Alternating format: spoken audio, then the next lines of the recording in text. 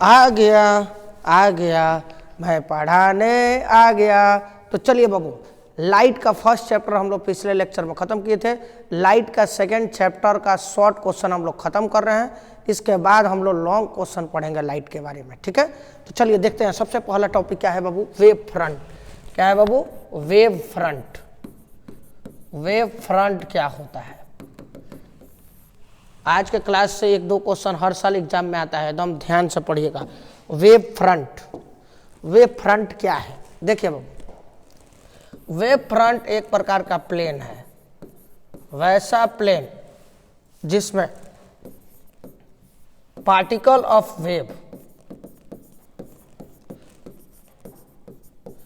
वैसा प्लेन, वैसा समतल जिसमें वेव का पार्टिकल क्या करता है, ऑसिलेट करता है। ऑसिलेट मतलब घूमता है सेम फेज में। किस फेज में बाबू? सेम फेज में घूमता है। किस फेज में? सेम फेज में। क्लियर है बाबू? वह प्लेन जिसमें वेव का पार्टिकल सेम फेज में क्या करता है, घूमता है। अब आपके लिए एक प्रॉब्लम है, ऑसिलेट मतलब घूमना, सेम भी समझ रहे हो। फेज क्या है? फेज, सेम फेज का मतलब देखो, मान लो इधर से कोई वेव ऐसे आ रहा है, ठीक है,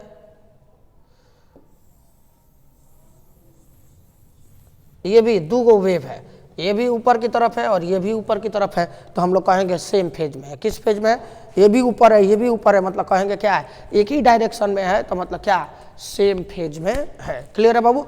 तो वह प्लेन जिसमें वेव का पार्टिकल सेम फेज में ऑसिलेट करता है, तो उसे हम लोग क्या बोलते हैं, वेव फ्रंट कहते हैं। उसे हम लोग क्या बोलते हैं, वेव फ्रंट कहते हैं। वेव फ्रंट बाबू दो तीन प्रकार का होता है। कितने प्रकार का? स्फेरिकल, देखो यहाँ लिखा भी हुआ है, spherical wave front. Spherical wave front को बाबू शॉर्टकट लिख रहा है ना, डब्लू है। Spherical wave front, cylindrical wave front, और बाबू एक होता है प्लेन वेव फ्रंट।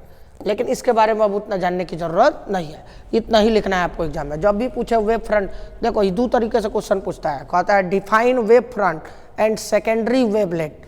तो सेकेंडरी वेवलेट भी अभी बताते हैं, अभी वेव फ्रंट देख लीजिए। वह प्लेन जिसमें वेव का पार्टिकल सेम फेज में ऑसिलेट करता है, उसे वेव फ्रंट कहते हैं। तीन प्रकार का होता है, स्फेरिकल, सिलिंड्रिकल और प्लेन। लेकिन हम लोग को इसके बारे में अभी चर्चा नहीं करना है, क्योंकि अभी हम लोग क्रैश कोर्स पढ़ रहे हैं। इसमें वही चीज़ें पढ़ेंगे जो एग्जाम में आता है, बाकी डीपली क्लासेस में पढ़ाई होता है बाबू। चलिए आगे बढ़ते हैं बाबू। वेव फ्रंट क्लियर है? अब देखो बाबू, हाइजेंस प्रिंसिपल, ये तो 6 बार लॉन्ग क्वेश्चन में 6 बार पूछा है, लेकिन इसके साथ एगो प्रूफ भी पूछता है।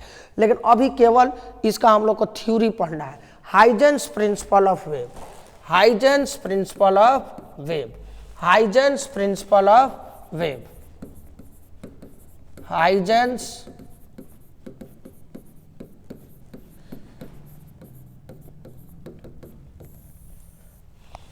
Huygens principle of wave. ठीक है बाबू, पहला है, हाँ पहला प्रिंसिपल। मान लीजिए किसी सोर्स से लाइट आया, तो वो फैलता है, चारों दिशाओं में स्प्रेड करता है, फैलता है, और फैलकर वेव फ्रंट बनाता है। क्या बनाता है बाबू? Wave front. सिंपल। मान लो किसी सोर्स से लाइट आया, चारों दिशाओं में फैला और फैलकर क्या बनाएगा, वेव फ्रंट बनाएगा।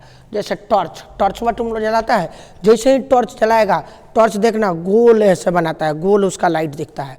तो टॉर्च से लाइट निकला, तो टॉर्च क्या हो गया, सोर्स। टॉर्च क्या हो गया, सोर्स।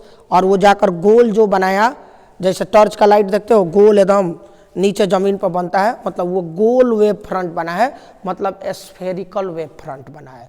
कैसा वेव फ्रंट बना है? स्फेरिकल वेव फ्रंट बना है। तो हाइजेंस ने यही बताया कि किसी सोर्स से लाइट आएगा तो वो चारों दिशाओं में फैलकर क्या बना देगा, वेव फ्रंट बना देगा। अब सेकेंड पॉइंट इसका, अभी हम लोग क्या बनाए हैं बाबू, वेव फ्रंट। क्या बनाए हैं? Wave front. किसी सोर्स से लाइट आया, चारों दिशाओं में फैला, तो किसका निर्माण करेगा, वेव फ्रंट का निर्माण करेगा। अब देखो वेव फ्रंट का प्रत्येक ईच पॉइंट, वेव फ्रंट का प्रत्येक पॉइंट एक सोर्स का काम करेगा। वेव फ्रंट का प्रत्येक पॉइंट एक सोर्स का काम करेगा, और फिर जब सोर्स ये आ जाएगा, वेव फ्रंट का प्रत्येक पॉइंट एक सोर्स होगा, न्यू सोर्स होगा, न्यू सोर्स होगा। तो बाबू जब सोर्स आ गया तो फिर ये क्या बनाएगा, वेव फ्रंट, फिर ये लाइट चारों दिशाओं में फैलेगा। वेव फ्रंट का प्रत्येक पॉइंट क्या है, न्यू सोर्स है, न्यू सोर्स है जो चारों दिशाओं में लाइट को क्या करेगा, फैलाएगा, लाइट को मतलब वेव को स्प्रेड करेगा, और स्प्रेड कर कर अब जो बनाएगा उसे बोलते हैं सेकेंडरी वेवलेट। उसे क्या बोलते हैं, सेकेंडरी वेवलेट बोलते हैं। देख बाबू, पहला क्या था कि जो सोर्स से लाइट निकलेगा चारों दिशाओं में फैलकर वेव फ्रंट बनाएगा। अब वेव फ्रंट का ही प्रत्येक पॉइंट क्या होगा, न्यू सोर्स होगा जहां से लाइट निकलकर फैलेगा, और अब किसका निर्माण होगा, सेकेंडरी वेवलेट का। तो बाबू यही पूछता है, define wavelet, define wave front end secondary wavelet. देख लो सेकेंडरी वेवलेट कब बनेगा, each point of wave front is the new source of light which spreads light and creates secondary wavelet। यहाँ सब लिखा गया है बाबू, आप देख सकते हैं ध्यान से।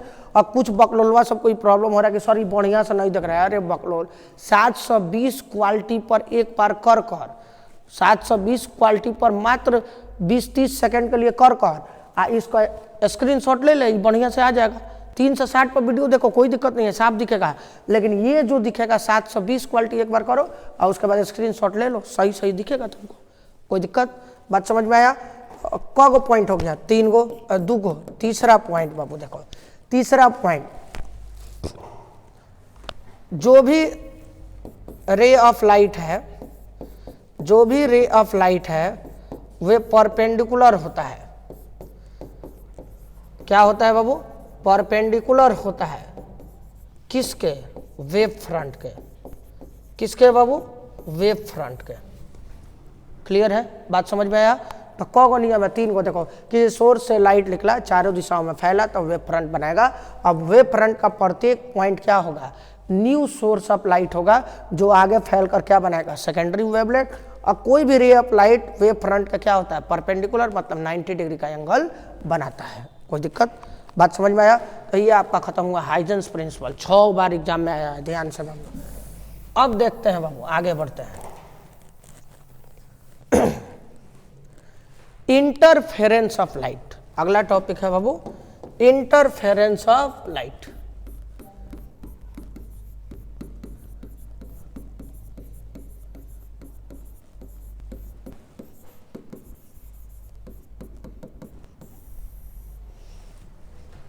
इंटरफेरेंस ऑफ लाइट, ठीक है, इंटरफेरेंस ऑफ लाइट। अब ये क्या होता है, देख बाबू ध्यान से एकदम देखना।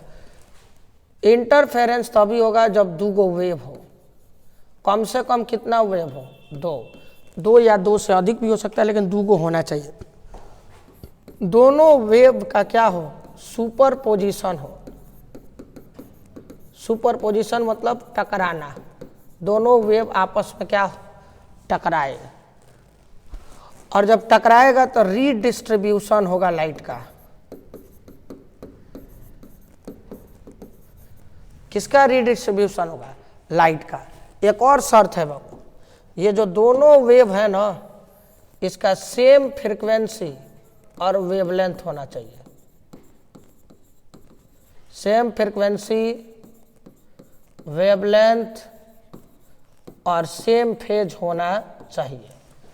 तो देखो सेम फ्रीक्वेंसी, वेवलेंथ और सेम फेज का 2 गो वेव या 2 से अधिक वेव आपस में जब टकराएगा तो लाइट का क्या होगा, रीडिस्ट्रीब्यूशन होगा। क्या होगा, रीडिस्ट्रीब्यूशन होगा। दोबारा लाइट कुछ अलग तरीके का अपने को दिखाना चाहेगा, रीडिस्ट्रीब्यूट होगा, दोबारा बटेगा, तो उसे क्या बोलते हैं, इंटरफेरेंस ऑफ लाइट। उसे क्या बोलते हैं, इंटरफेरेंस ऑफ लाइट। तो सीधा समझ लो, 2 वेव, सीधा ऐसे समझो, ये एगो वेव है और ये एगो वेव है, दोनों ऊपरे जा रहा है, सेम फेज है। भाई देखो जितना कूद रहा है, ये जितना दूरी पर कूद रहा है, धाएं धाएं धाएं इधर उधर कूद रहा है, ये भी उतना ही दूरी पर क्या हो रहा है, कूद रहा है। तो कूद रहा है, तो सेम फ्रीक्वेंसी, सेम वेवलेंथ और सेम फेज है, सेम फेज है। जब ये आपस में क्या होगा, टकराएगा, जब ये आपस में टकराएगा, जब ये आपस में क्या होगा, टकराएगा, तो टकराएगा ना, तो लाइट का रीडिस्ट्रीब्यूशन होगा। किसका रीडिस्ट्रीब्यूशन होगा, लाइट का। तो लाइट का रीडिस्ट्रीब्यूशन होगा तो या तो ये चमकीला हो जाएगा, ब्राइट हो जाएगा, मतलब कलर्ड हो जाएगा, रंगीन हो जाएगा, या तो सीधे डार्क हो जाएगा। डार्क मतलब ब्लैक हो जाएगा। बात समझ में आया?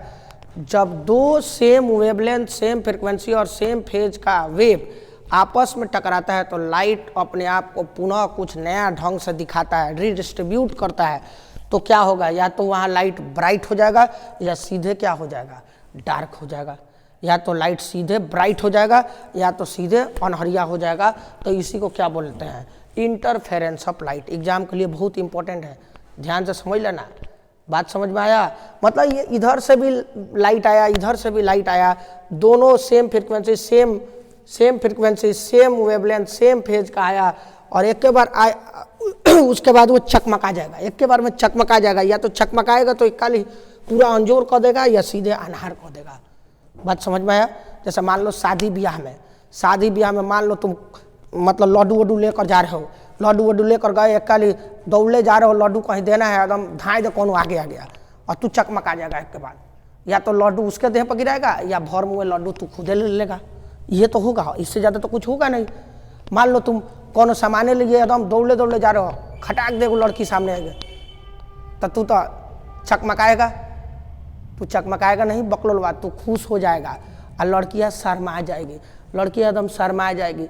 जब तक शादी रहेगा तब तक शर्मा घूमेगी, लेकिन जब तक तुमको देखेगी तब तक शर्माएगी, तुमको एकदम देख कर लजा जाएगी। समझ रहे हैं बकलोलवा? शर्मा जाएगी।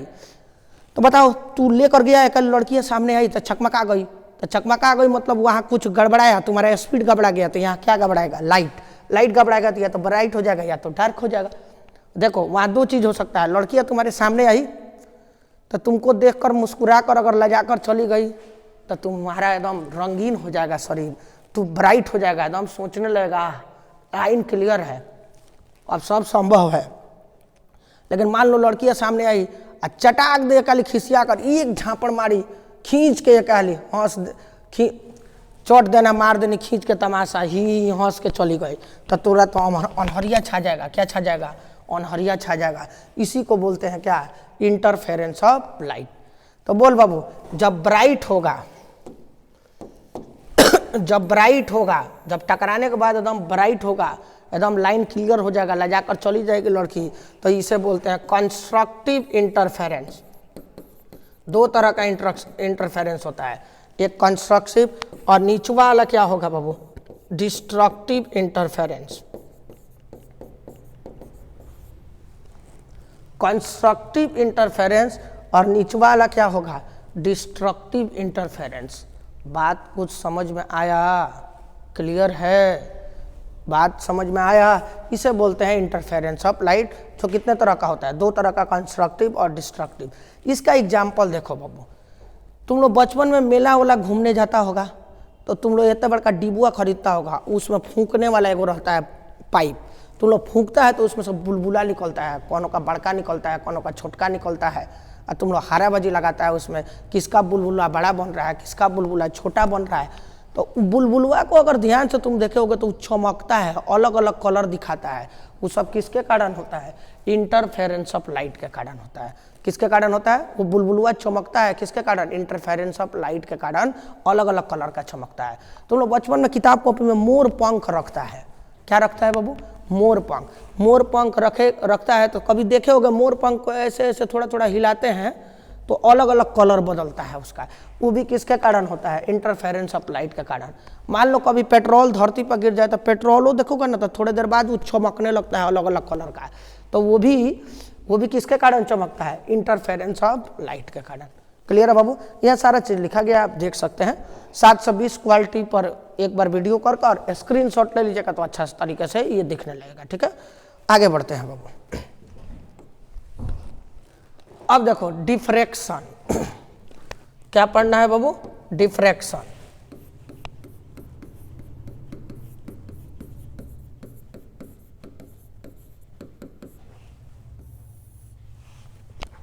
क्या पढ़ना है बाबू? डिफ्रैक्शन। तो देख बाबू डिफ्रैक्शन क्या होगा, ध्यान से दो।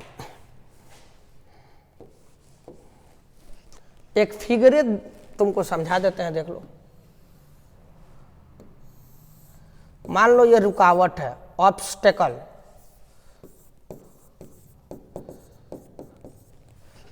यहां मान लो एक टॉर्च है,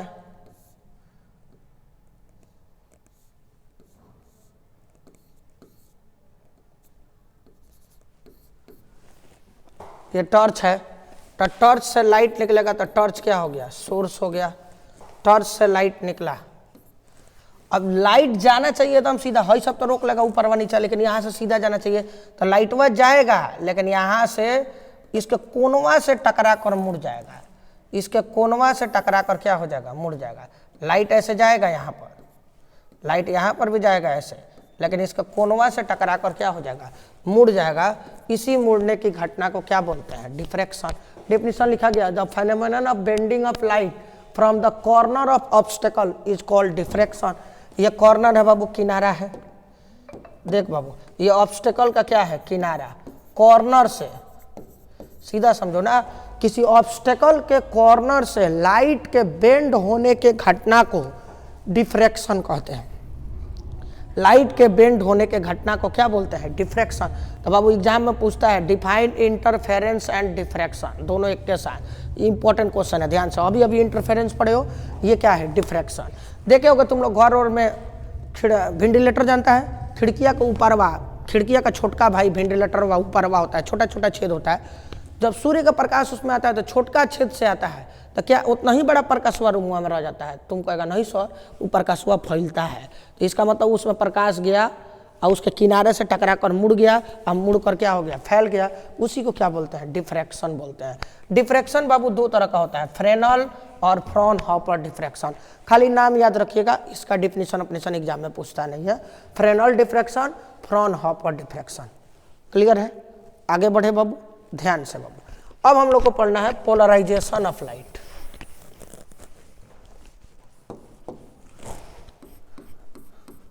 क्या पढ़ना है बाबू? Polarisation of light.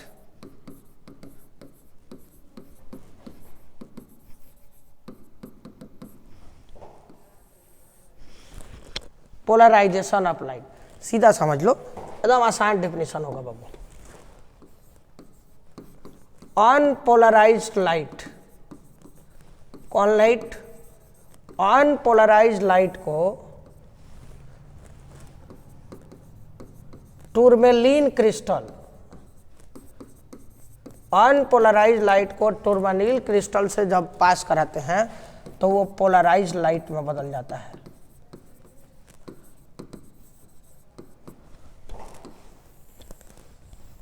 इसी घटना को क्या बोलते हैं? पोलराइजेशन ऑफ लाइट कहते हैं।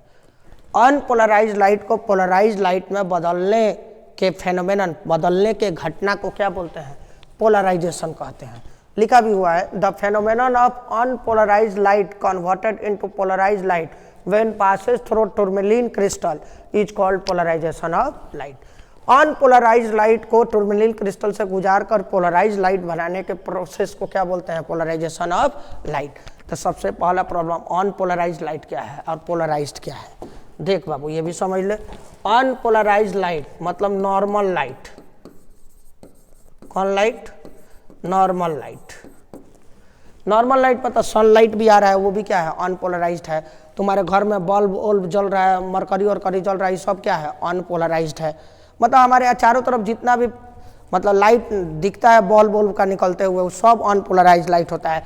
अनपोलराइज्ड लाइट एकदम आँख पर पड़ता है तो चकमका जाता है आँख, उसे बोलते हैं अनपोलराइज्ड लाइट। कौन लाइट बोलते हैं? Unpolarised light. तुमको टॉर्चू आंखों पर जला दिया जाए तो तू चकमका जाएगा, तो उसे क्या बोलते हैं?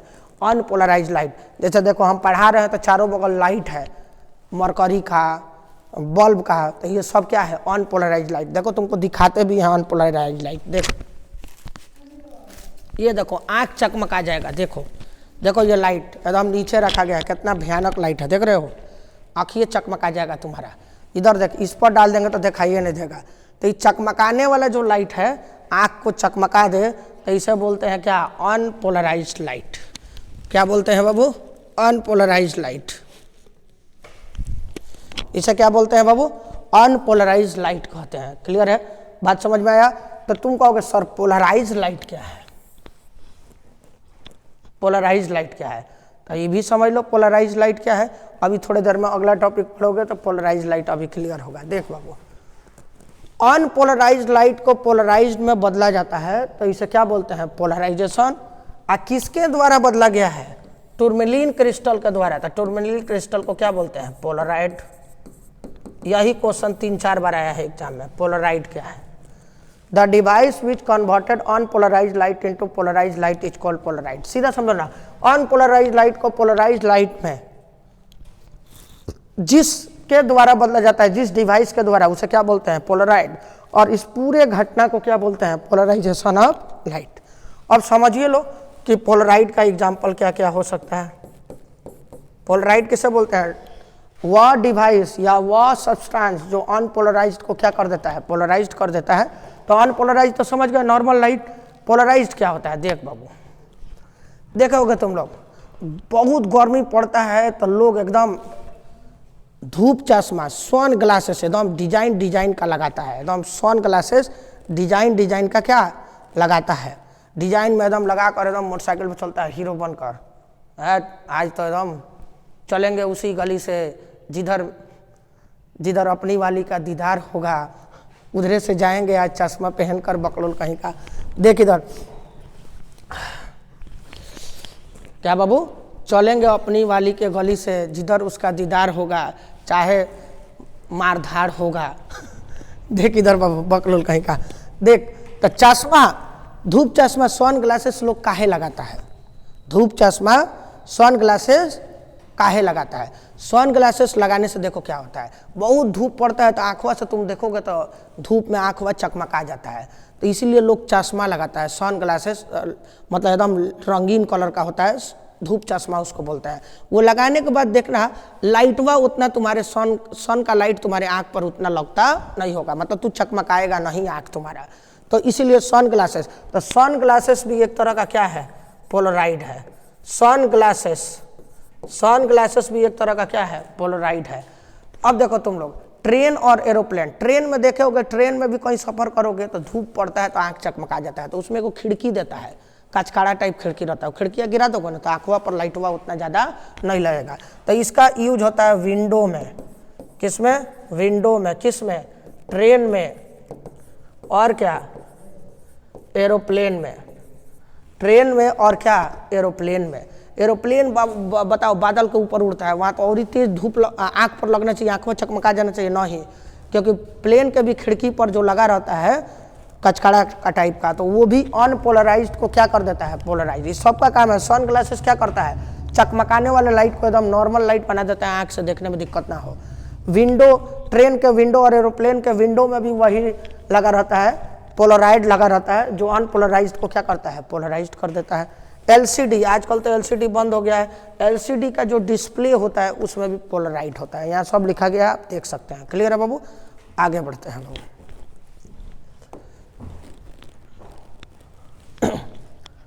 मालूस लॉ, ध्यान से बाबू, 2 बार एग्जाम में पूछा है।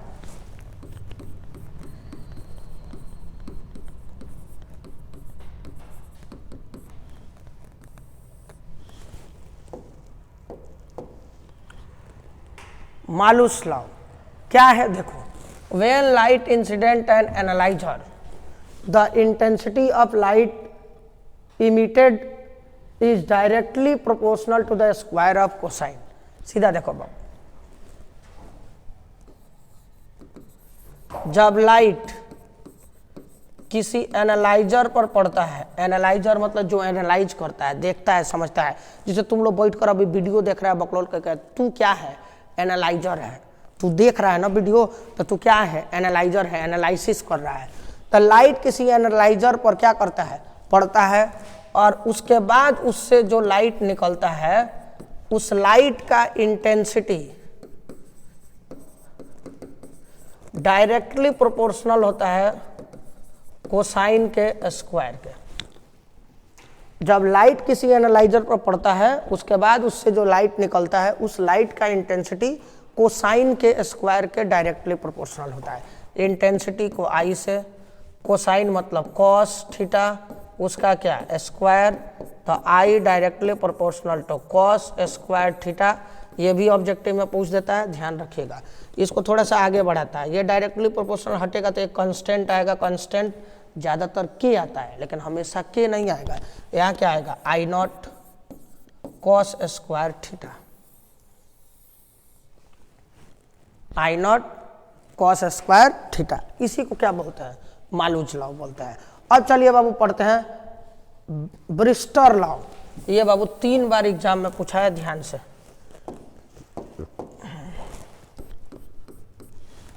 ब्रिस्टर लॉ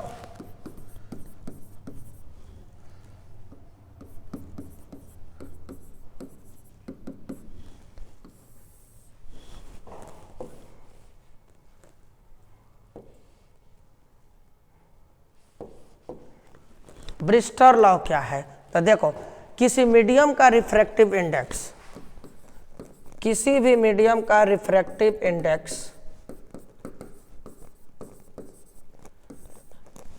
बराबर होता है, किसी भी मीडियम का रिफ्रैक्टिव इंडेक्स बाबू बराबर होता है पोलराइजिंग एंगल के टेंजेंट का, टेंजेंट ऑफ पोलराइजिंग एंगल। किसी भी मीडियम का रिफ्रैक्टिव इंडेक्स क्या होता है पोलराइजिंग एंगल के टेंजेंट के बराबर होता है। इसी को हम लोग क्या बोलते हैं ब्रिस्टर लॉ। तो बोलिए रिफ्रैक्टिव इंडेक्स को किससे दिखाते हैं एन से, टेंजेंट मतलब टेन, अब पोलराइजिंग एंगल मतलब पी, थीटा मतलब एंगल होता है, थीटा की जगह अभी पोलराइजिंग एंगल है तो पी लिखे हैं, एन बराबर टेन पी। यही है क्या ब्रिस्टर लॉ। ये बाबू कभी कभी बिहार बोर्ड पगला जाता है, जानबे करते हो तुम लोग। ये पगलाएगा तो पी के जगह कभी लिखेगा आई पी, कभी थोड़ा और पगला गया तो लिखेगा क्या थीटा पी। इसी को क्या बोलते हैं ब्रिस्टर लॉ। इसी को क्या बोलते हैं ब्रिस्टर लॉ। क्या बोलते हैं ब्रिस्टर लॉ। कोई दिक्कत। अब चलिए last topic second chapter light का। अब कल से इसका लॉन्ग क्वेश्चन हम लोग पढ़ेंगे। चलिए Doppler effect.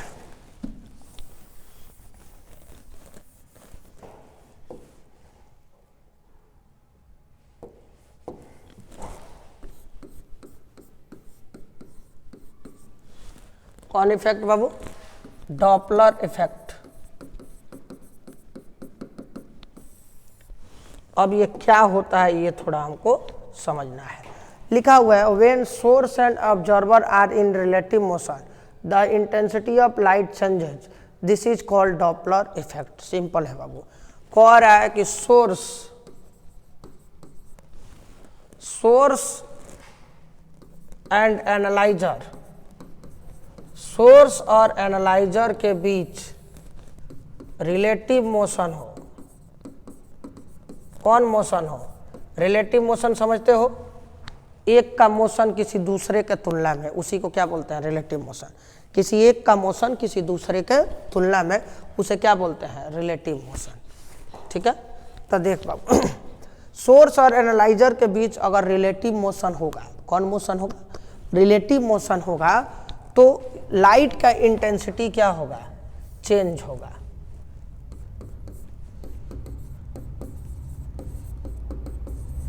Intensity of light change, इसी को हम लोग क्या बोलते हैं डॉपलर इफेक्ट। सिंपल है एकदम। समझने के लिए थोड़ा सा हम ध्यान दीजिएगा। यहाँ पर सोर्स और एनालाइजर के बीच अगर रिलेटिव मोशन हो तो लाइट का इंटेंसिटी क्या हो जाएगा चेंज हो जाएगा। मान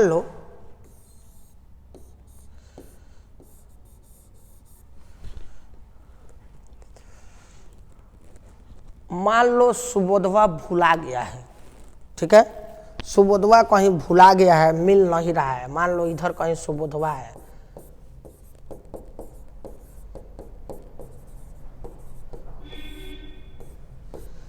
और ये सुबोधिया है।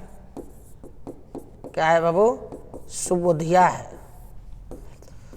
मान लो सुबोधवा कहीं भुला गया, अब सुबोधिया तो माथा पकड़ कर रोएगी कि हमरो पति भुला गइलो रे, अब चलो इसको खोजने, नहीं तो एकदम पीटेगी माथा सर और चिल्लाएगी अलगे। तो देखो मान लो सुबोधवा कहीं भुला गई तो सुबोधिया चली इसको ढूंढने, रात का समय है, टॉर्च ले ली।